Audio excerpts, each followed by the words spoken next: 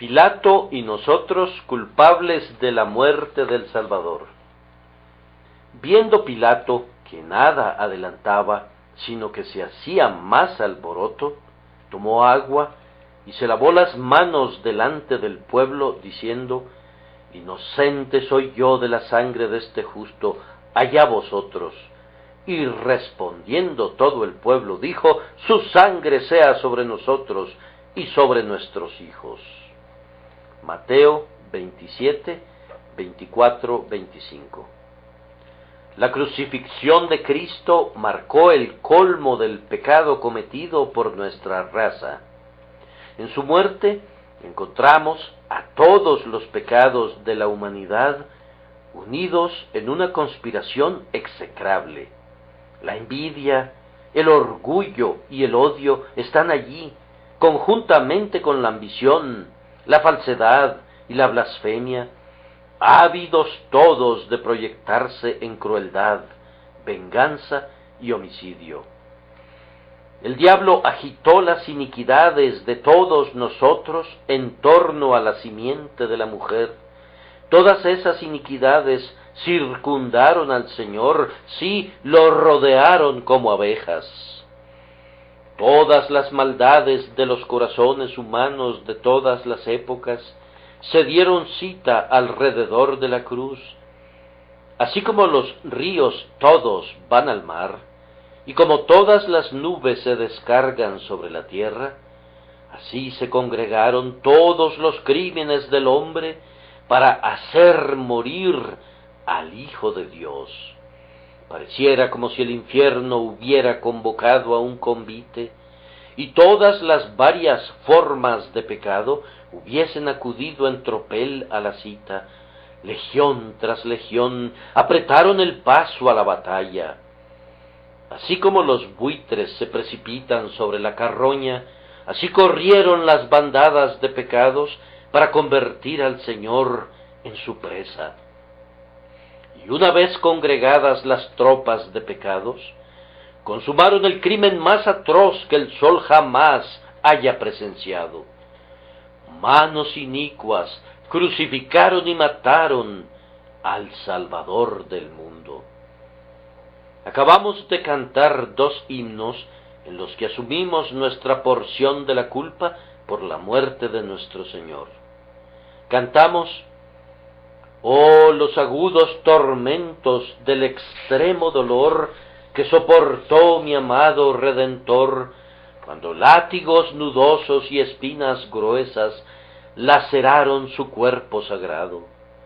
Pero en vano acuso a los látigos nudosos y a las gruesas espinas, en vano culpo a la soldadesca romana y a los más despreciables judíos. Ustedes, mis pecados, mis crueles pecados, fueron sus principales verdugos. Cada uno de mis crímenes se convirtió en un clavo, y mi incredulidad vino a ser la lanza. Y luego, con el mismo espíritu, llenos de tristeza, hicimos una pregunta y cantamos una respuesta penitencial. Mi Jesús, ¿quién con vil escupitajo profanó tu sagrado rostro? Oh, ¿quién con un flagelo despiadado hizo brotar tu sangre preciosa? Fui yo, que he sido muy ingrato, pero Jesús, ten piedad de mí. Oh Señor mío, compadécete de mí y perdóname por tu dulce misericordia. Tal vez algunos de ustedes no comprendan bien lo que han estado cantando, pero algunos de nosotros nos hemos declarado culpables de manera sincera y consciente de la muerte de nuestro Señor Jesucristo. Nosotros sabemos que Él no solo sufrió para borrar nuestras transgresiones, sino también por causa de nuestras iniquidades. Esto no es muy claro para muchos de ustedes, y no les pido que pretendan que les quede claro. No pueden entender que tienen algo que ver con la muerte de Jesús, y por eso no son conducidos al arrepentimiento cuando se les habla de ese tema. Ciertamente imitan el ejemplo de Pilato en nuestro texto, cuando tomó agua y se lavó sus manos delante de la multitud, diciendo: inocente soy yo de la sangre de este justo. El propósito de nuestro sermón será despertar conciencias adormecidas, sin meternos en preguntas metafísicas relativas a si Pilato tuvo en realidad participación o no en la acción particular por la que murió Jesús. Les voy a mostrar que de muchas maneras los hombres cometen en la práctica un crimen semejante, y voy a demostrar así que tienen disposiciones similares a aquellos antiguos asesinos de Cristo. Aunque repudian la crucifixión, la repiten, si no en la forma, sí en el espíritu. Aunque Jesús no está aquí en carne y hueso, sin embargo, la causa de la santidad y de la verdad y de su divino espíritu están todavía en medio de nosotros, y los hombres reaccionan ante el reino de Cristo que está establecido entre ellos, de la misma manera que los judíos y los romanos actuaron contra el Dios encarnado. Es cierto que no todos los hombres son igualmente sus enemigos empedernidos, pues el Señor habló de algunos que mayor pecado tienen, y pocos son tan culpables como Judas el traidor, ese hijo de perdición. Pero en cualquiera de sus formas, el rechazo de Cristo es un grave pecado, y será una grandiosa bendición evangélica si se arrepienten de él, a la manera del profeta que dijo: y mirarán a mí, a quien traspasaron, y llorarán como se llora por hijo unigénito, afligiéndose por él como quien se aflige por el primogénito.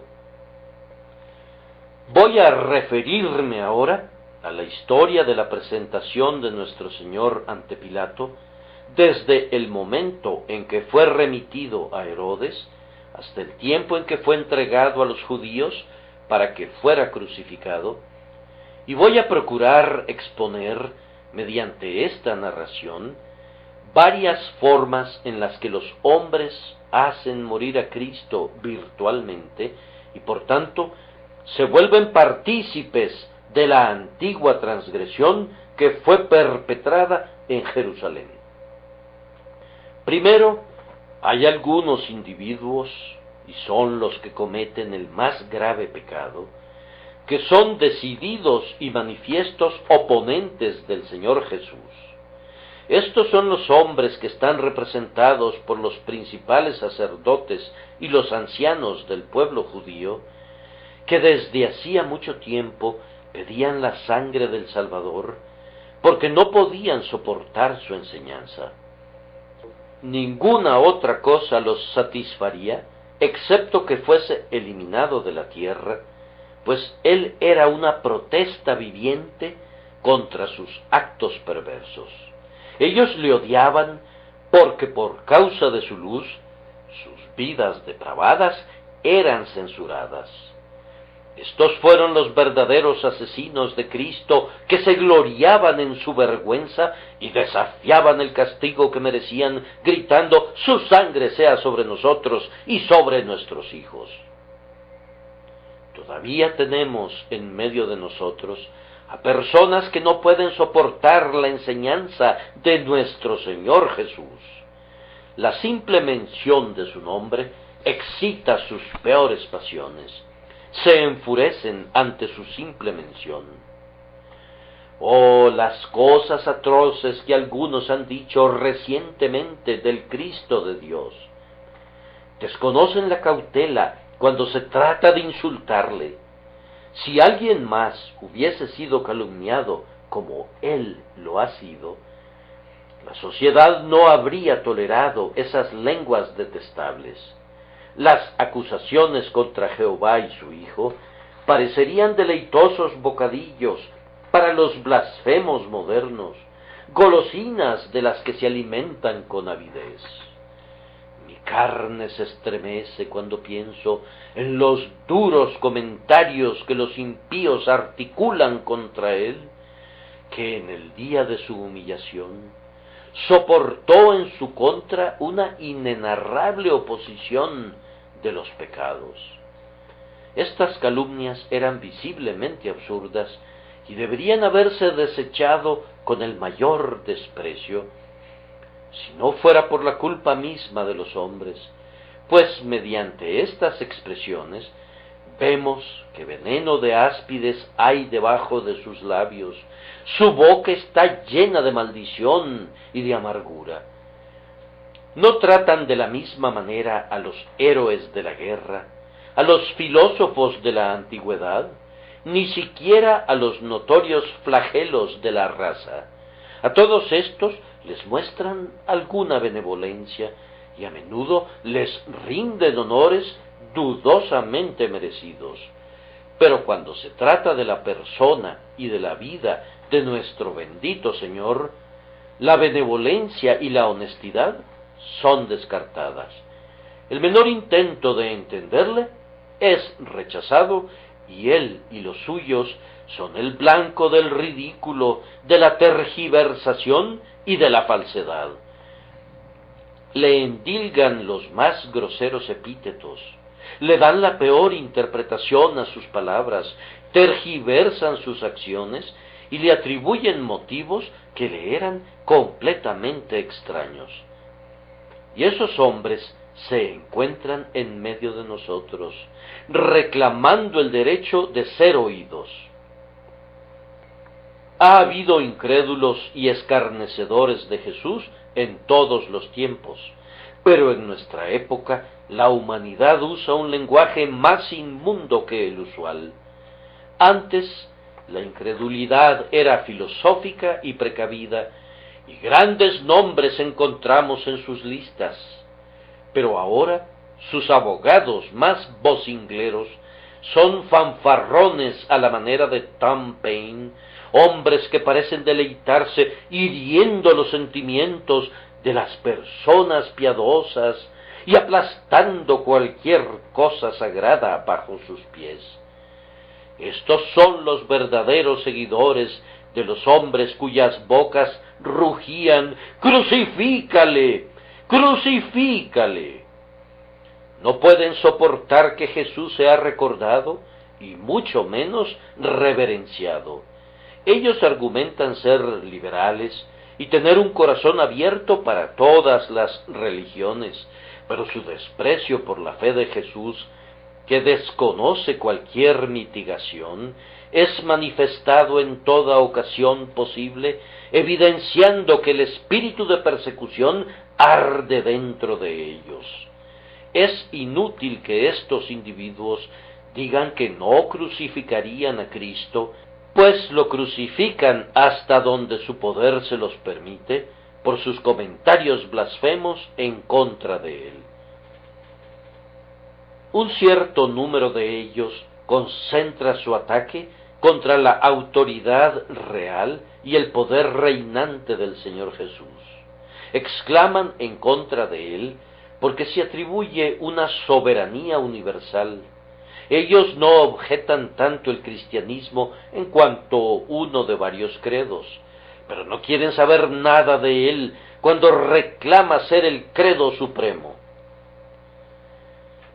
El Senado romano estaba dispuesto a incorporar a Jesús al panteón en medio de otros dioses, pero cuando se dieron cuenta que el Cristo exigía una adoración exclusiva, le denegaron un lugar en el círculo de adoración. Como el Evangelio afirma ser verdadero y juzga que los otros sistemas son falsos, de inmediato provoca la oposición de la escuela liberal.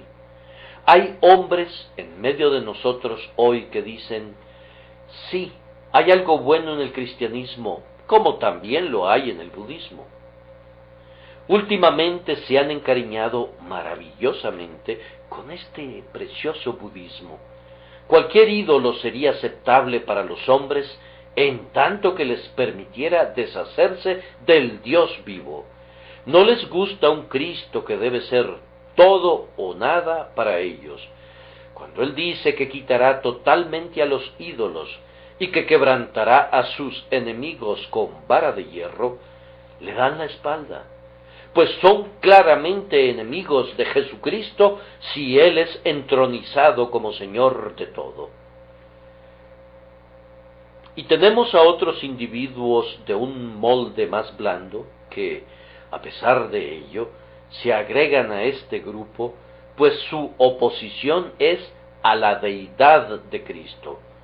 Estos, en efecto, proclaman: nosotros tenemos una ley, y según nuestra ley, debe morir, porque se hizo a sí mismo Hijo de Dios. Se indignan frente a las doctrinas que los cristianos predican acerca de su Dios y Salvador. Ellos, cuando mucho, aceptarán que Cristo es el mejor de los hombres, que es el más noble de los profetas, que es casi semejante a la deidad, posiblemente un delegado de Dios, pero no se moverán de allí. ¿No les parece que todos honren al Hijo como honran al Padre? Si Jesús es predicado como Dios verdadero de Dios verdadero, de inmediato los escuchamos gritando: ¡fuera! ¡Fuera! Cuando proclamamos a Jesús como Rey sobre Sión, el santo monte de Dios, y decimos de Él: tu trono, oh Dios, es eterno y para siempre, ellos rehúsan inclinarse delante de su majestad divina. En la medida de sus posibilidades, destruyen la divinidad de Cristo y lo reducen a un simple ser humano. ¿Cómo pueden esas personas culpar a los judíos y a los romanos? Aquellos hicieron morir su humanidad, pero estos quisieran destruir su deidad. ¿Acaso su culpa no es igualmente grave? Yo acuso a todos los que niegan la deidad de nuestro Señor de ser sus asesinos en la medida de lo posible, pues ellos atacan a su naturaleza más noble, acometiendo su poder divino y su deidad. Que el Espíritu de Dios nos acompañe aquí para convencerlos de su error y los conduzca a adorar a Jesús, que es exaltado por la diestra de Dios. Debo presentar muy claramente la acusación en el nombre de Dios y de la verdad. Los declarados opositores de Cristo, si hubiesen estado vivos en los días de su carne, habrían deseado que le quitaran la vida, pues en lo que a ellos concierne, Él está ya sea muerto para ellos en su verdadero carácter, o están haciendo lo más que puedan según su propia conciencia e influyendo en la conciencia de otros para barrerlo de la existencia. Si ellos dijeran que no habrían matado literalmente a Jesús en la cruz, yo digo que lo están haciendo morir de una manera que lo rebaja todavía más, es decir, la destrucción de toda su influencia en la mente de los hombres, despreciando su expiación por medio de la cual Él reconcilia a los hombres con Dios, volviendo los corazones de los hombres en contra de Él e influenciándolos para que rechacen su salvación. Estos hombres hacen todo lo posible para robarle el gozo que estaba puesto delante de Él, por el cual sufrió la cruz, menospreciando el oprobio. ¿Acaso esto no es nada? Mátenme si quieren, pues yo viviré cuando esté muerto por las palabras que he hablado. Pero consideraría un crimen peor que ustedes quitaran de las mentes de los hombres todo lo que he enseñado y que echaran abajo todo el bien que he procurado hacer. Y si esto es así con un simple mortal, mucho más lo es Tratándose de Jesús, quitarle la vida sobre una cruz es comparativamente menor que cuando se declara: no seremos influenciados por Él, ni creemos en Él como Salvador y Dios, y en la medida de nuestro poder vamos a impedir que otros crean en Él. ¡Qué propósito tan execrable para la vida de un hombre! ¡Cuán horrible fama para ser buscada por alguien! Querer erradicar el Evangelio de Jesús. Terrible será el castigo de este pecado. Oh, opositor de Jesús, en lugar de ser menos culpable que los judíos del tiempo de nuestro Señor, tú eres incluso más culpable. Tú no le estás quitando la vida de una forma, pero se la estás quitando de otra, y el crimen es con el mismo espíritu. Mi Señor es clavado en una cruz mística por tus crueles palabras. Veo frente a los ojos de mi mente un calvario en donde el Señor Jesús es crucificado otra vez y es expuesto a la vergüenza pública por los infieles sarcasmos y las insinuaciones escépticas.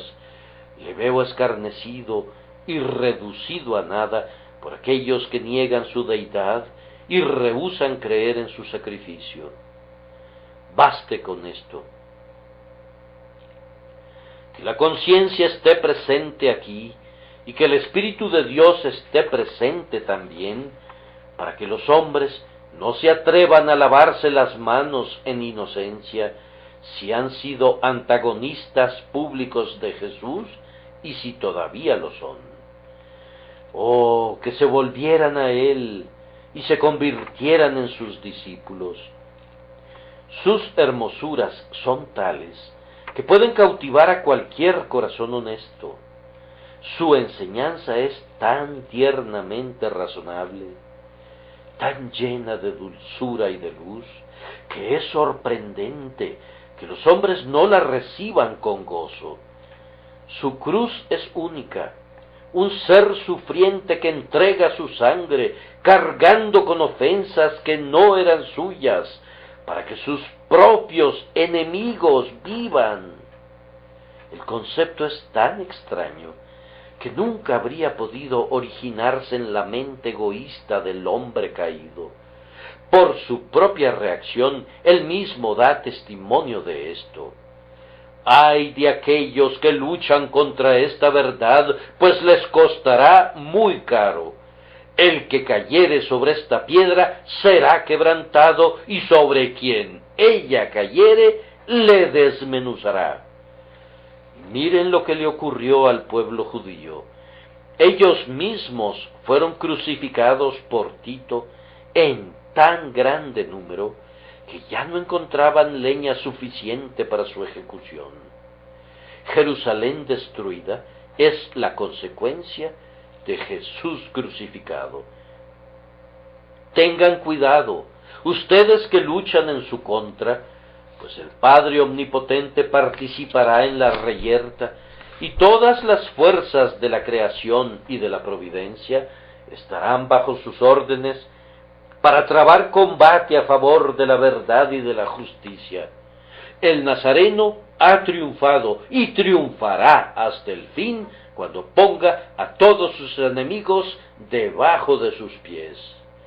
Oh, ustedes que le odian, sean sabios oportunamente y pongan fin a esta lid sin esperanzas, en las que ustedes luchan principalmente contra sus propias almas. Espero que no haya muchas personas aquí a quienes se aplique esta primera parte del sermón. Vamos a proseguir al segundo punto. La conciencia de Pilato le remordía y deseaba ansiosamente no condenar a muerte a Jesús. Sin embargo, no veía cómo podía evitar eso, en vista de que los judíos lo amenazaron con acusarle de falta de lealtad al César, y ese César era el sombrío tirano Tiberio, que era implacable en su furia. Después de enviar a su prisionero a Herodes, descubre que no tiene escape por esa vía y por tanto se aferra a una segunda esperanza. Le dice a la multitud que la tradición de la fiesta requiere que se suelte un prisionero, el que quisiesen. Pilato espera que elijan a Jesús de Nazaret. De verdad era una vana esperanza. Da la casualidad que había otro Jesús en prisión en ese momento, es decir, Jesús Barrabás, que era un asesino y además era culpable tanto de sedición como de robo. Pilato reúne a los dos y deja que los judíos elijan. Sería un cuadro impresionante si en realidad fue así, como lo sugiere un autor de la vida de Cristo, que Pilato efectivamente enfrentó a los dos individuos delante de la multitud. Vean allí al asesino de rostro moreno y fiero, de amenazante mirada, con todas las marcas de furia y de odio en su cara, el hombre sorprendido en flagrante, acostumbrado a la sangre, un bandido cuya específica profesión era la contienda. Allí está como un lobo, y junto a él es colocado el manso Cordero de Dios. Miren su rostro y verán todo lo que es bueno, tierno, benevolente y heroico. Las encarnaciones del odio y del amor están delante de ellos, y Pilato deja que la multitud decida. Sin dudarlo ni un instante, ellos gritan: «¡No a éste, sino a Barrabás!». Y Barrabás era ladrón. El asesino sale libre y Jesús, el inocente, se queda para morir. En esto tendré que inculpar a una segunda clase de hombres en lo relativo a su elección. Muchos de nosotros, por la gracia divina, hemos elegido a Jesús para que sea nuestro Salvador, Rey y Señor. Es la base de nuestra esperanza eterna y el manantial de nuestro gozo presente. Hemos elegido a Cristo para que sea el guía y el líder de nuestras vidas y no nos avergonzamos de la elección. Ha sido hecha deliberada y solemnemente y la renovamos día a día. El alto cielo que ha oído el solemne voto, ese voto diariamente renovado oirá hasta que nos inclinemos en la última hora de la vida y bendigamos en la muerte un lazo tan amado. Me temo que algunos de ustedes no han elegido a Cristo, pero ¿qué han elegido?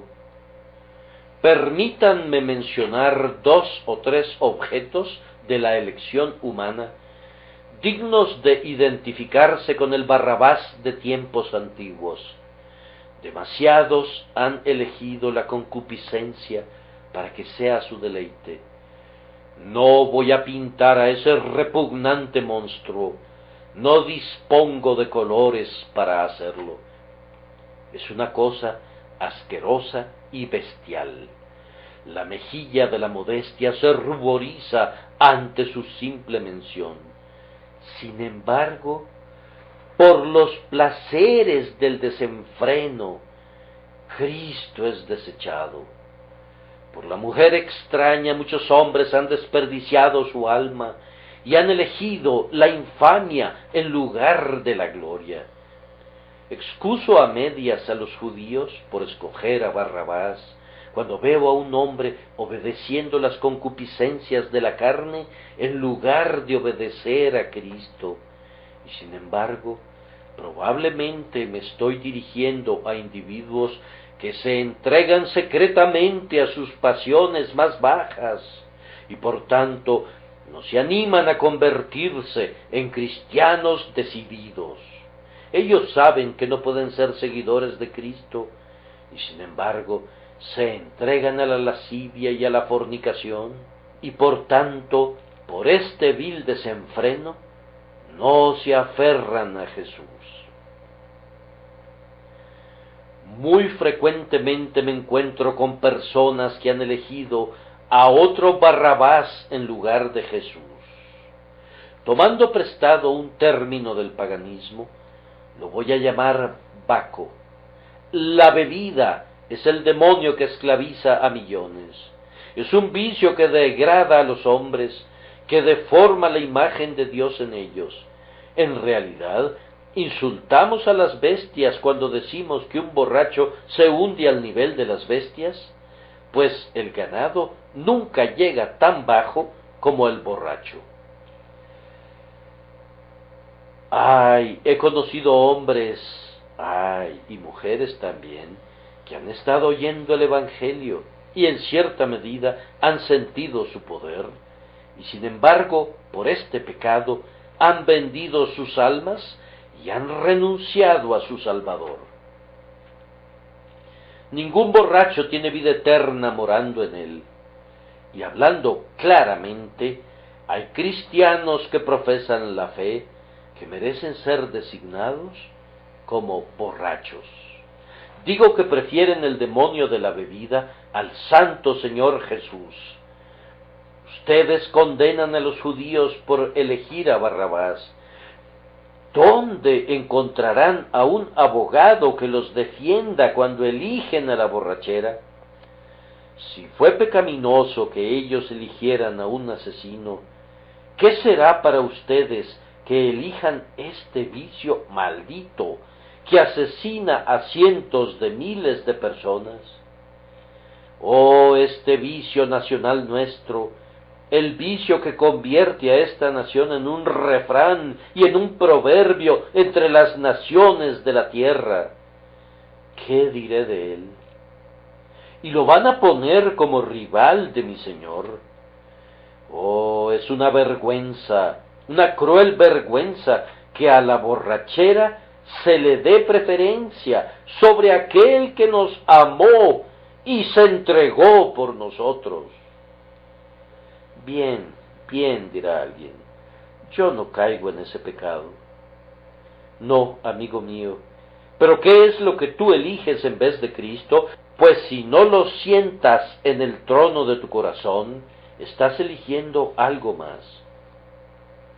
¿Acaso es que no quieres ser cristiano porque quieres ahorrarte problemas y quisieras ser feliz y estar tranquilo y gozarte? No eliges ningún camino en particular que sea ostensiblemente vicioso. Prefieres ser un pecador moderado y cuidarte y ahorrarte todo cuidado, pensamiento y ansiedad acerca de la muerte y el cielo y el infierno. Piensas que por llevar una vida libre de preocupaciones eres más feliz que si te sometieras a Jesús. Estás operando bajo una premisa falsa. Pero una cosa es clara, el yo es tu Dios, y esa es una deidad tan abyecta como cualquier otra. El idólatra que adora a un Dios de oro o de plata, o incluso de piedra o de barro, no es tan degradado como el hombre que se adora a sí mismo. La adoración del ego es en verdad una terrible bajeza.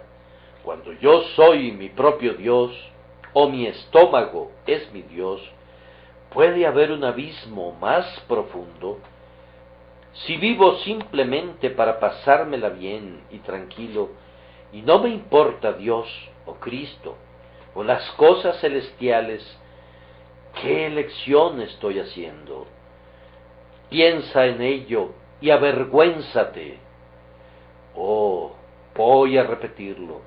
En muchas elecciones que hacen los hombres en cuanto al objeto de sus vidas, pecan precisamente como pecaron los que desecharon a Cristo y eligieron a Barrabás. No digo más. Que el Espíritu Santo les haga comprender esta verdad que tristemente les condena. En tercer lugar, Pilato, viendo que no podía liberar a su prisionero así, lo entrega en las manos de los soldados que, de inmediato, comienzan a divertirse con él y lo tratan como un objeto de escarnio. Las palabras son crueles y son suficientes para provocar las lágrimas de todos los que las leen. Así que entonces tomó Pilato a Jesús y le azotó, y los soldados entretejieron una corona de espinas y la pusieron sobre su cabeza y le vistieron con un manto púrpura. Yo soy inocente de eso, clama uno de mis oyentes. ¿Qué? ¿Estás bien seguro que eres libre del pecado de desprecio y de causar dolor a Jesús? Escucha un momento. Cuando has estado tan ocupado en los asuntos del mundo que no has podido pensar en él, cuando has estado tan ávido de ser rico que te has burlado de las verdaderas riquezas, ¿no te das cuenta que estabas entretejiendo una corona de espinas para ponerla sobre su cabeza? Tu necedad al despreciar tu propia alma le hiere dolorosamente. Le das lástima y no puedes soportar ver que las espinas de este mundo sean la cosecha que siembres y recojas. Si no tuviera un corazón tan amante y tanta ternura de espíritu, no importaría. Pero esta crueldad para contigo mismo es crueldad para con él, y virtualmente cuando has estado lleno de cuidados y ansiedades relativos al mundo y no has tenido cuidado e interés acerca de él, o en lo relativo a tu propia alma, has colocado una corona de espinas sobre su cabeza. ¿Acaso esto no es nada? Permíteme preguntarte, cuando has subido a la casa de oración el día domingo, como siempre lo haces, y has pretendido adorarle, aunque no le ames, ¿te das cuenta de lo que has hecho? ¿Te has mofado de él cuando tu adoración ha sido fingida, y de esta manera le has vestido con un manto de púrpura? Pues ese manto de púrpura significaba que lo hacían rey nominal, un rey que no era en verdad un rey, sino un simple espectáculo. Tu religión del día domingo, que ha sido olvidada durante la semana, ha sido un cetro de caña, una insignia impotente, una simple impostura. Te has burlado y le has insultado incluso en tus himnos y en tus oraciones, pues tu religión es una pretensión, no tiene corazón. Le llevaste una adoración que no era adoración, una confesión que no era confesión, y una oración que no era oración. ¿Acaso no es cierto? Les pido que sean honestos con ustedes mismos. ¿Acaso no es así? Y luego, durante la semana entera, ¿no han preferido a cualquiera en lugar de Jesús? ¿No han preferido cualquier libro a la Biblia? ¿No han preferido cualquier ejercicio a la oración? ¿No han preferido cualquier disfrute a la comunión con Él?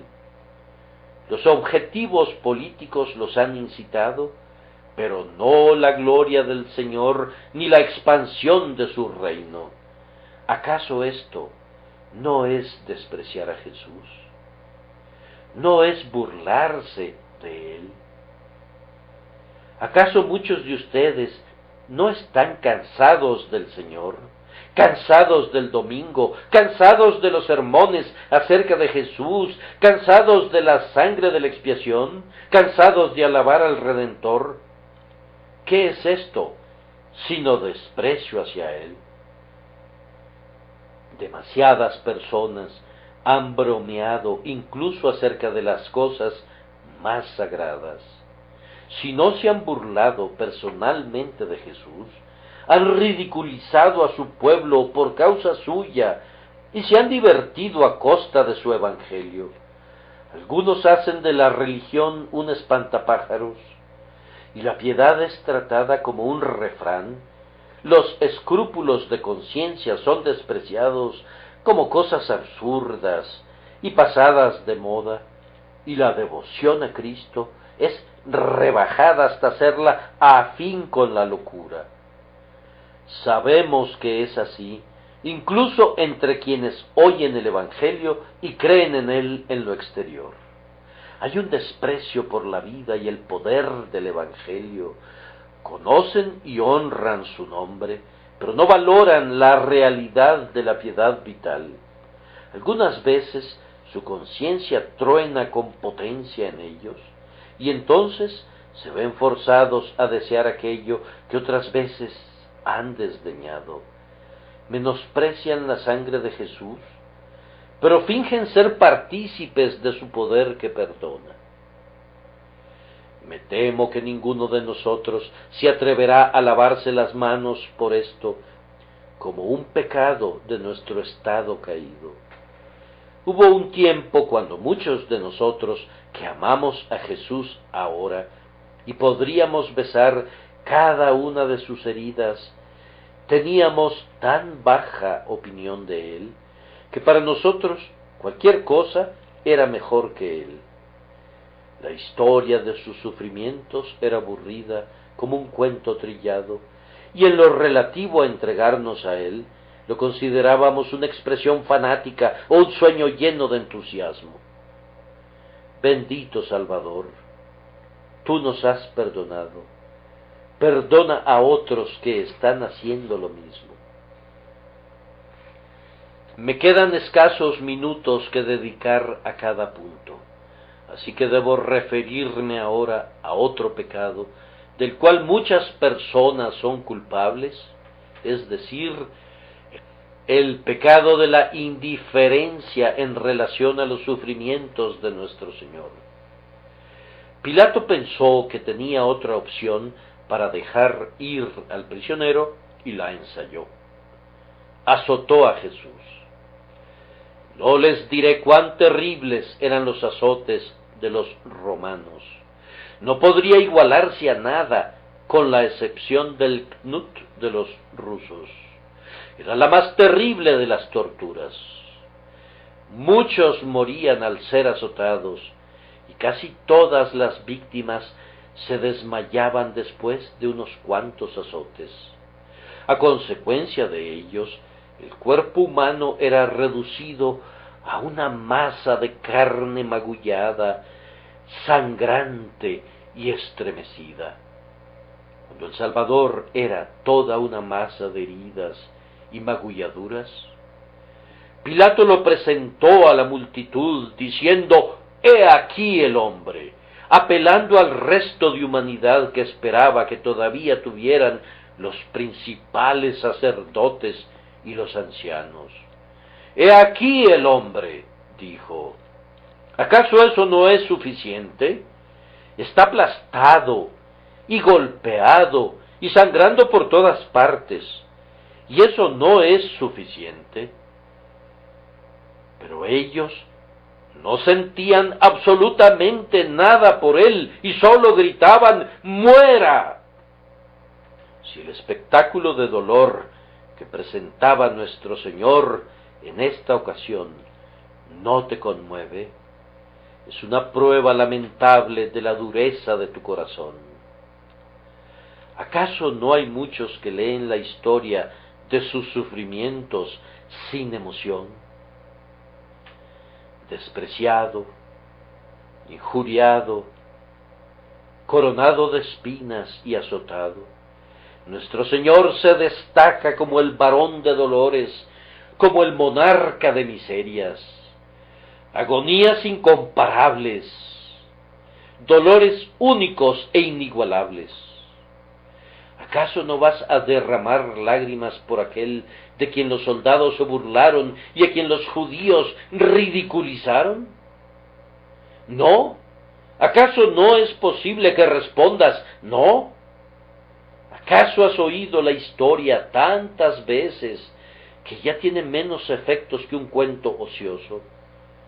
¡Qué vergüenza! ¡Qué vergüenza!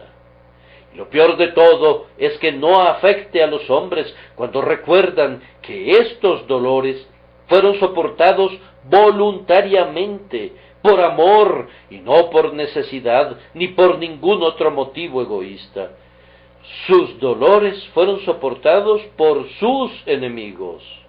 Él ordenó a sus discípulos que comenzaran a predicar en Jerusalén para que los hombres que le escupieron el rostro supieran que podían participar de su compasión y que él había probado la muerte por quien le traspasó el corazón.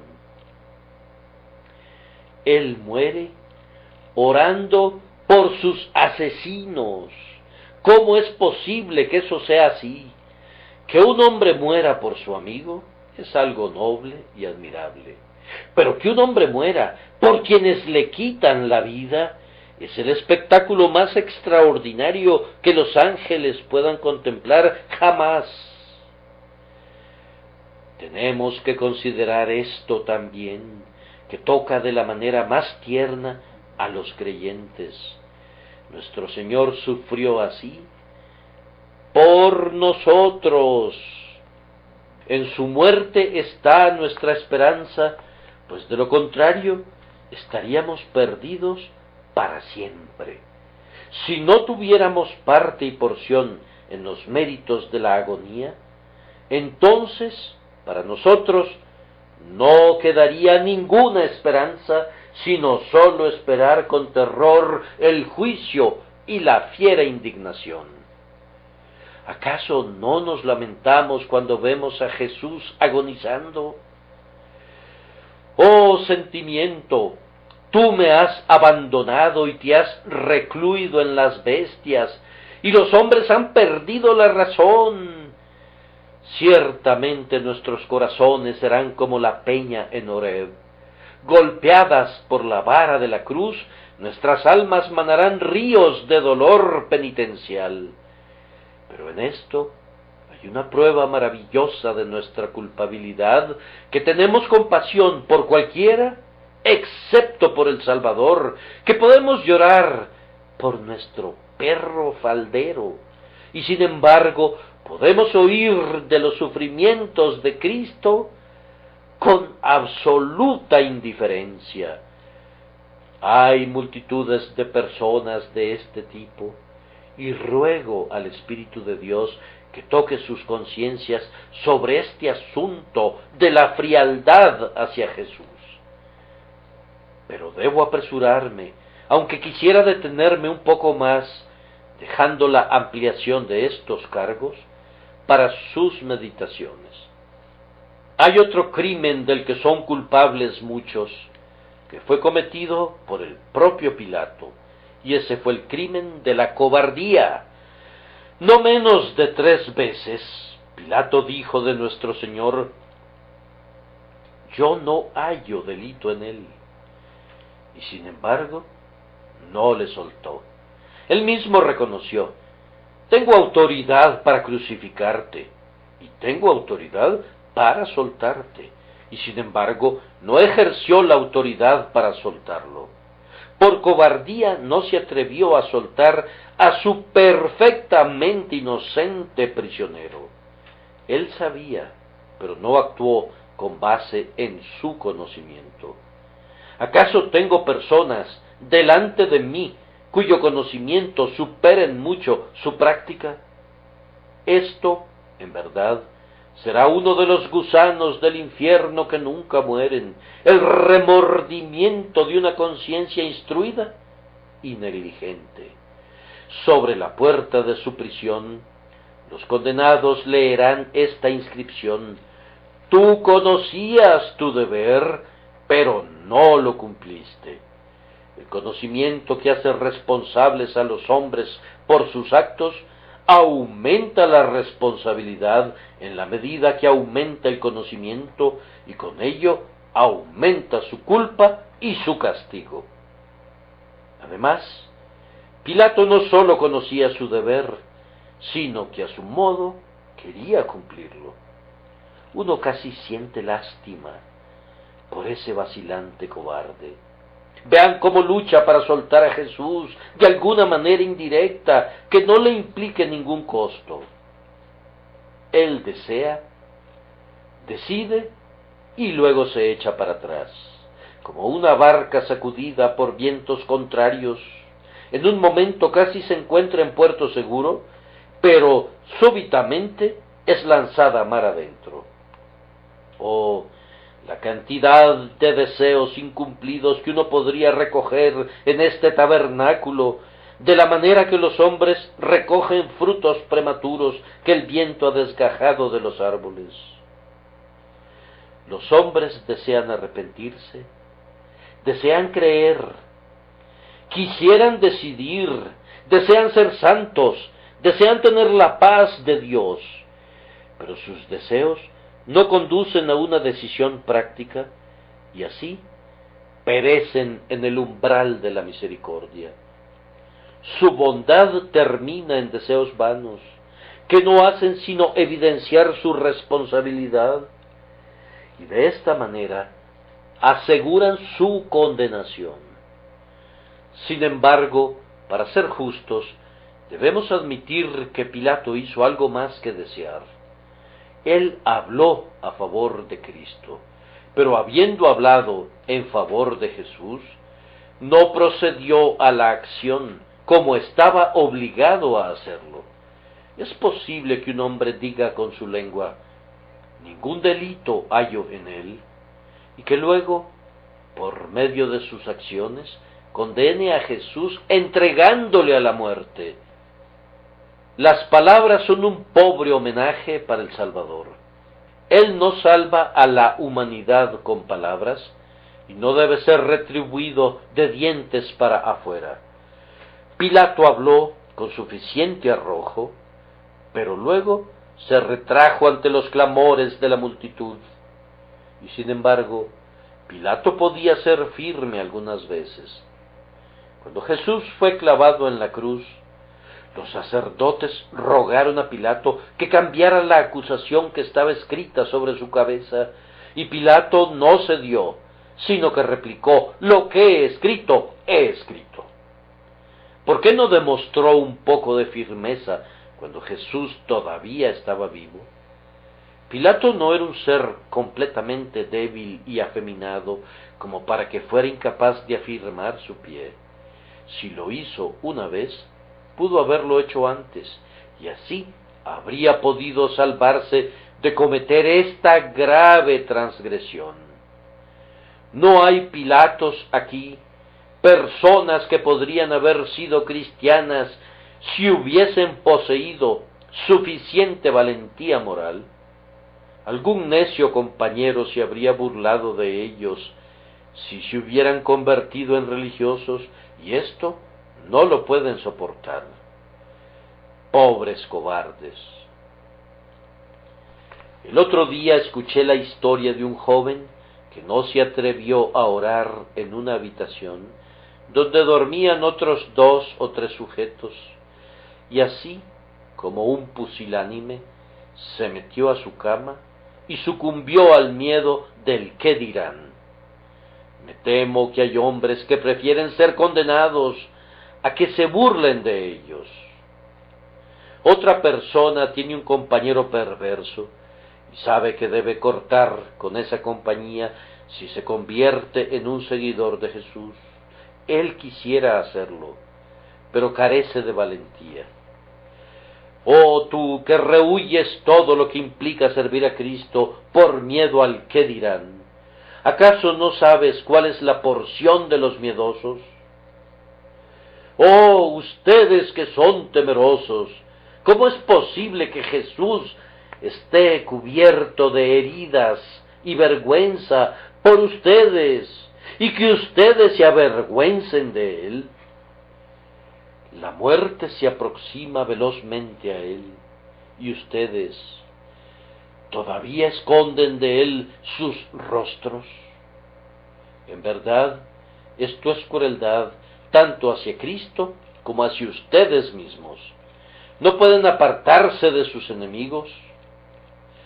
Salid de en medio de ellos y apartaos, dice el Señor, y no toquéis lo inmundo. ¿No abrazarás su causa? Si alguno me sirve, sígame.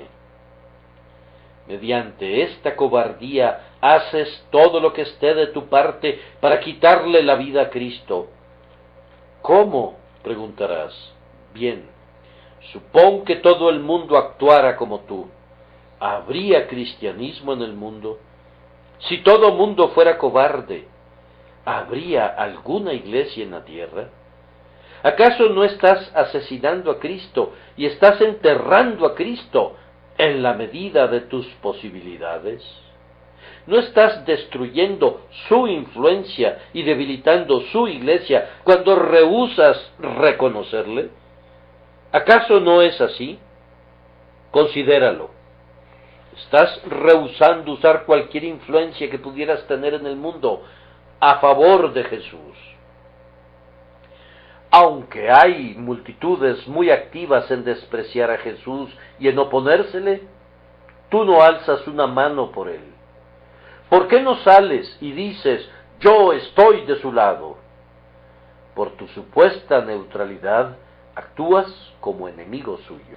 Debes estar de un lado o del otro ahora que has oído el Evangelio, pues Jesús ha dicho, el que no es conmigo, contra mí es, y el que conmigo no recoge, desparrama. Tú estás en contra de él y estás desparramando. Supón que otros sigan tu ejemplo. Bien, dirás, no hay nada malo en mi ejemplo, excepto que no soy cristiano. Precisamente por eso, ya que bajo algunos aspectos la propia calidad de tu ejemplo lo convierte en un agente más poderoso para el mal. Yo no creo que el ejemplo de un borracho reconocido tenga influencia en muchos jóvenes para que se entreguen a la borrachera. Por el contrario, muchos son advertidos por el deplorable espectáculo y huyen y se entregan a una total abstinencia por seguridad. A menudo he recibido a jóvenes de ambos sexos como miembros de esta iglesia que han sido abstinentes totales del más intenso tipo debido a que la borrachera del padre hizo que los hijos fueran tan desgraciados y su hogar tan pobre que aborrecieron ese vicio maldito. Vean entonces cómo un mal ejemplo puede perder su poder maligno por su visible exceso. Tu caso es diferente. Tu ejemplo es, en algunos sentidos, admirable, y luego lo arrojas del lado del diablo. Entre mejor seas, más daño estarás causando al ponerte del lado del mal. En la medida que seas un ser moral, excelente y amigable, eres precisamente el hombre cuya influencia Cristo debe tener de su lado, y si tú provocas que actúe en su contra, el hecho es todavía más deplorable. Si el peso de tu carácter motiva a los hombres a que ignoren las exigencias del Hijo de Dios, ¿qué es esto sino tramar espiritualmente la muerte de Jesús? Por último, y que el Espíritu de Dios bendiga esta amarga medicina cuando sea aplicada al corazón, para que sienta los dolores de la penitencia el día de hoy. Está el pecado de la hipocresía basada en la justicia propia. Este Pilato cometió plenamente ese pecado. Tomó agua y se lavó sus manos, diciendo, inocente soy yo de la sangre de este justo, allá vosotros. ¡Qué contradicción! Él es inocente, pero les da permiso para ser culpables. Ellos no podían asesinar al Señor sin su autorización. Él otorga el permiso necesario y sin embargo dice, inocente soy. ¿Acaso no veo a un individuo de la misma calaña por allá? Ese individuo dice: yo no desprecio a Cristo, ni hablo palabra alguna en su contra. Soy perfectamente inocente de cualquier mala voluntad hacia él. Por supuesto que si otros se oponen a él, pueden hacerlo, pues estamos en un país libre, que cada quien haga lo que quiera, pero yo estoy perfectamente libre de culpa. Un hombre no actúa de esa manera cuando ve que alguien está siendo asesinado. No se queda mirando, ni afirma que preferiría no interferir. Dices que no puedes evitar las opiniones de otros. ¿Acaso no tienes tu propia opinión acerca de Jesús? Dices: no pienso nunca en él. ¿Acaso eso no es un desprecio? ¿Prefieres no tener ninguna opinión acerca de uno que afirma ser tu Dios? ¿Acerca de uno que tiene que ser tu Salvador, y si no lo es, perecerás para siempre? No puedes desviarte de esa manera. Ahora que la rebelión está en armas, tienes que tomar partido, tienes que ser leal o convertirte en traidor. El estandarte está desplegado y cada quien tiene que tomar partido. Tu negligencia hacia Jesús contradice tu posición de ser neutral. Pretendes no meterte con él, pero eso resulta fatal. Un hombre está atrapado en aquel aposento alto de aquella casa en llamas, y tú puedes salvarlo. Rehúsas involucrarte en el asunto, pues para ti es algo indiferente de cualquier manera, y así lo dejas en manos de los bomberos y de sus ayudantes. Mientras tanto, el hombre perece porque no quisiste ayudarle. Yo digo que no tienes excusa. La sangre de ese hombre yace a tu puerta. Era tu deber haberle rescatado. Así, el Señor Jesucristo viene aquí entre los hombres y es perseguido. Tú dices tranquilamente: sin duda es lamentable, pero no puedo evitarlo. Perfecto, pero por tu falta de acción te estás poniendo del lado de sus enemigos. ¿Dices tú que eres tan justo que no necesitas un Salvador? Eso, en verdad, es abofetear a Jesús. Él viene para ser un Salvador, y tú le dices que es superfluo, que tú eres tan bueno que te puedes valer por ti mismo sin necesidad de ser lavado con su sangre. Esto es escupirle en el rostro, es decirle que fue un necio al morir por ti. ¿Por qué habría de derramar su sangre si eres lo suficientemente inocente sin necesidad de eso? En efecto, acusas a Dios de insensatez por proveer una grandiosa propiciación, cuando la gente buena como tú lo eres no necesita nada parecido. No creo que alguien pueda insultar más groseramente al Hijo del Altísimo. Esto, en verdad, es crucificarlo. El hombre con justicia propia que dice: yo estoy limpio, priva al sacrificio de Cristo de su gloria, priva a su vida del propósito, a su persona de su dignidad, a su obra entera de su sabiduría. El propio corazón de Dios está puesto en el propósito por el que Cristo murió, y a pesar de ello, el hombre con justicia propia considera esto una insensatez. Vamos, amados oyentes, no hay campo para que ninguno de nosotros acuse a su semejante. Vayamos todos a los pies de Jesús con humildes confesiones, a Jesús que resucitó de los muertos, y digámosle a coro, llenos de tristeza: es a mí a quien pertenecen estos dolores. Soy yo quien debe sufrir por mi perversidad.